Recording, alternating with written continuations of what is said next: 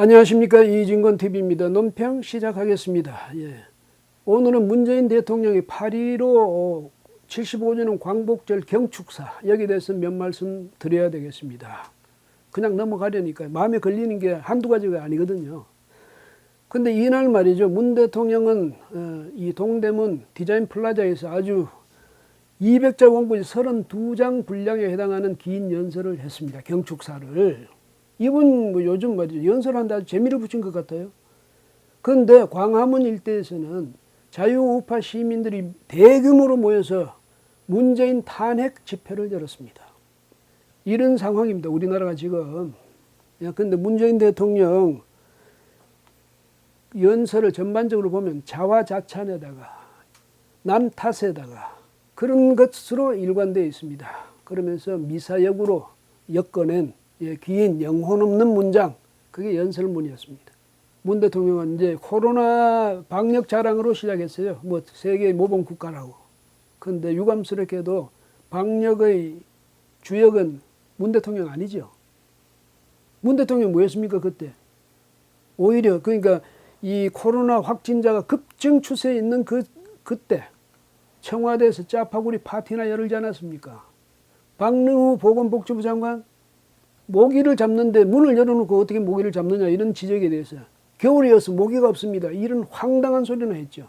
그런데 이제 그 산하에 있는 질병관리본부가 제대로 그래도 대처를 잘했습니다. 그리고 이제 현장의 의료진들, 또 자원봉사자들, 그리고 뭐 여러 이제 기관 단체들 있잖아요. 유관 기관 단체들, 그다음 지방자치단체, 이런 데서 체계적으로 잘 대응했기 때문에, 또 희생적으로 잘 했기 때문에 그나마 지금 선방해 온 겁니다. 문 대통령은 뭐 했습니까? 오히려 그 과실만 그대로 다 따먹었지. 문 대통령하고 더불어민주당. 그 참에 말이죠. 총선이 이제 열렸거든요. 근데 총선 결과로 더불어민주당 180석을 얻었어요. 그게 주로 코로나 선방 덕분이었습니다. 참 아이러니컬하죠. 그러니까 국민들이, 온 국민이 같이 합심해서 말이죠, 그렇게 극복해내고 있는 이 코로나, 그 덕을 문 대통령하고 더불어민주당이 그대로 갖고 가서 180석이나 따낸 거죠. 참 말하자면 가만 생각해보면 얌체도 이런 얌체가 없습니다. 우리 국민들 대단합니다. 지금도 여러분 저 지하철이나 버스 타보십시오. 마스크 안 쓴 사람 있습니까? 이 더운 철에도. 뭐 또 차는 요즘 그렇게 안 하면 이제 승차를 제지하니까 그렇다고요. 길거리에 나가 보십시오. 다 마스크하고 있습니다. 이 더운 날에도. 정 더우면 이제 거리에서 다닐 때는 이제 사람이 좀 인적이 드문 곳에서는 뭐 내려서 다니기도 합니다만은 이 정도입니다.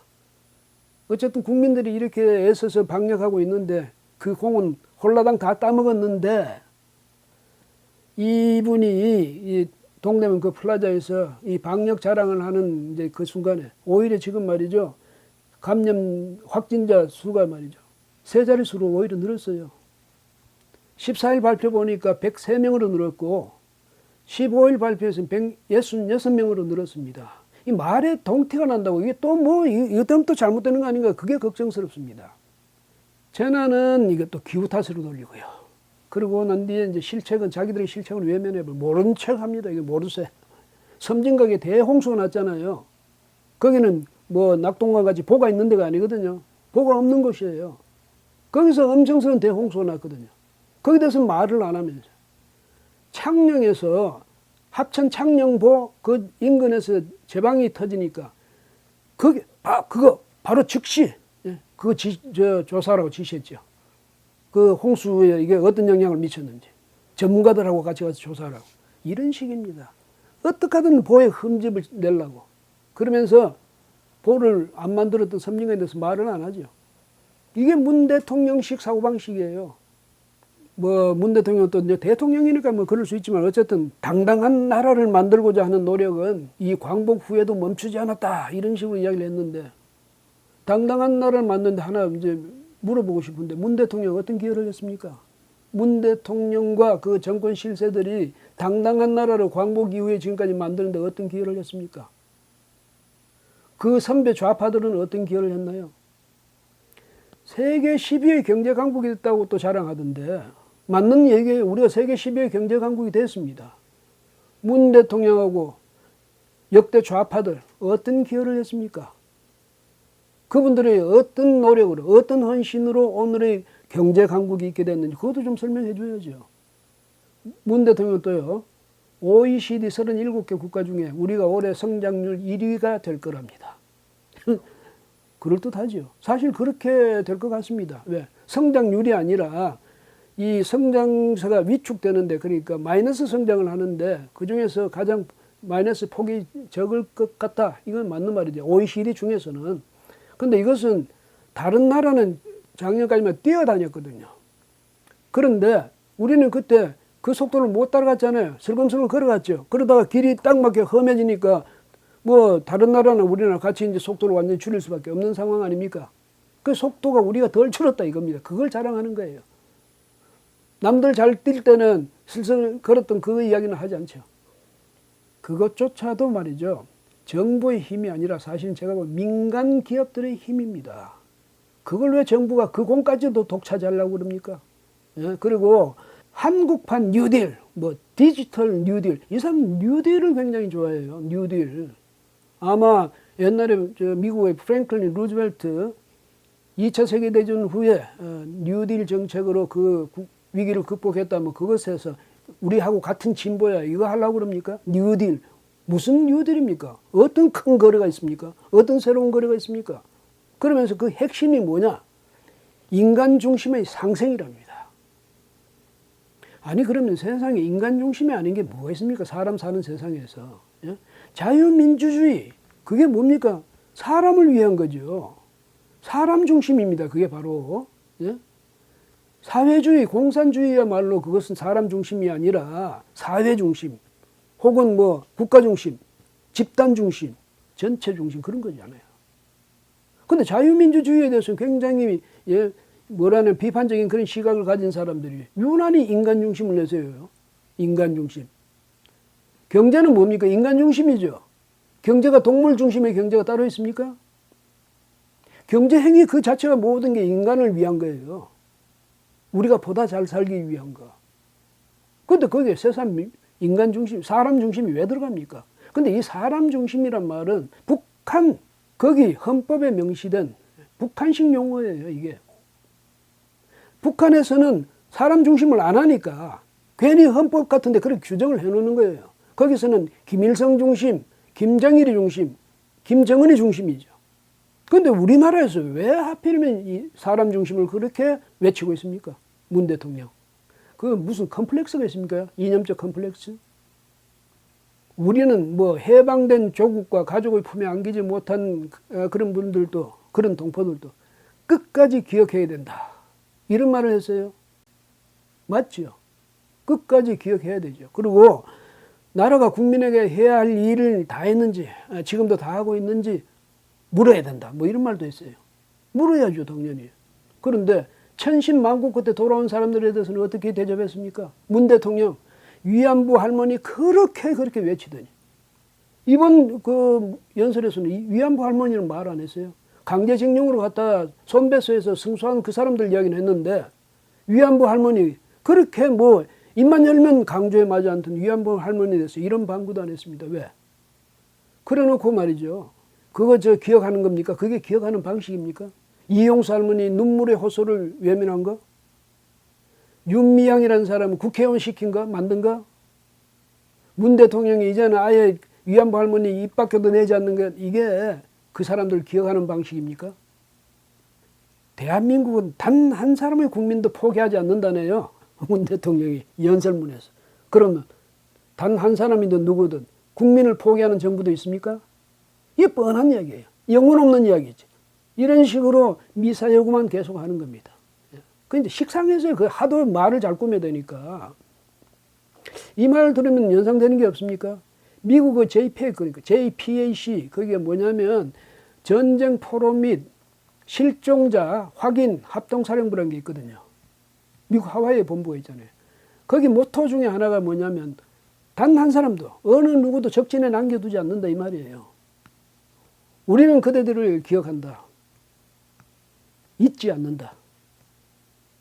그대들이 집으로 돌아갈 때까지 뭐 이런 구호도 있어요. 그거 흉내내는 거 아닙니까?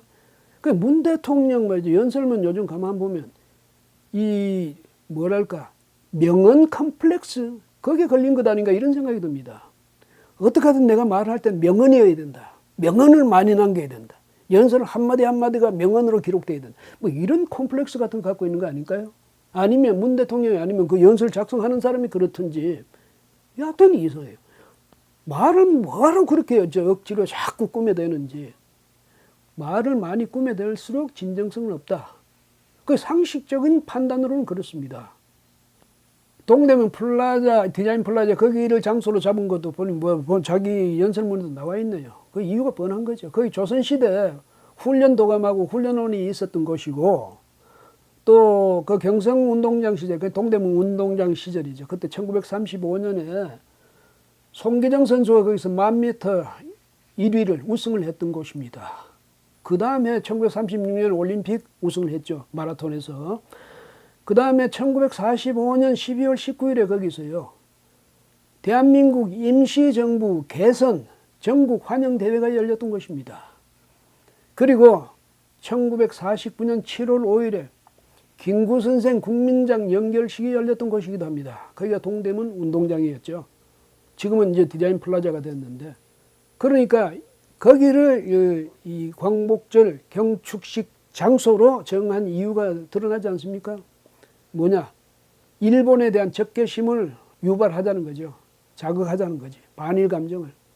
또 하나는 이승만 등에 의해 주도된 대한민국을 무시해버리는 거죠.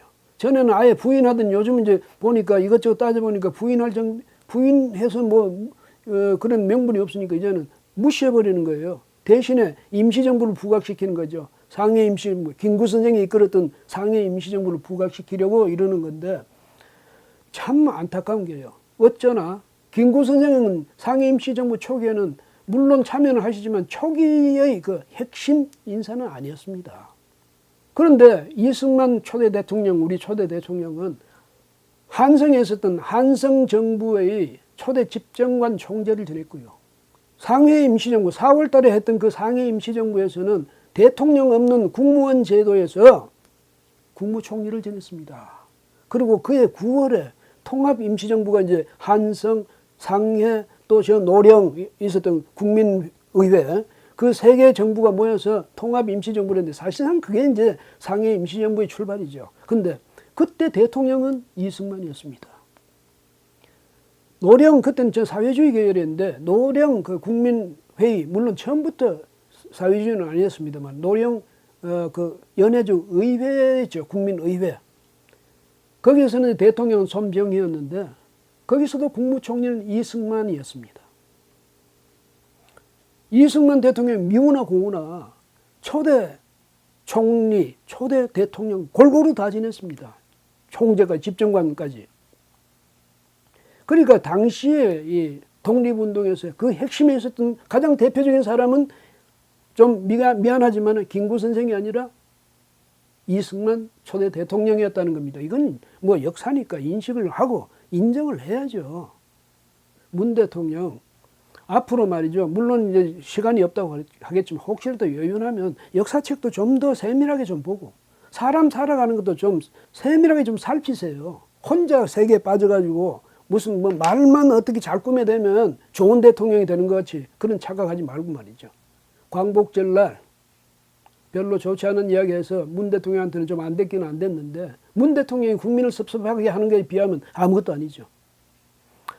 예, 여러분 오늘은 여기까지 하겠습니다. 고맙습니다.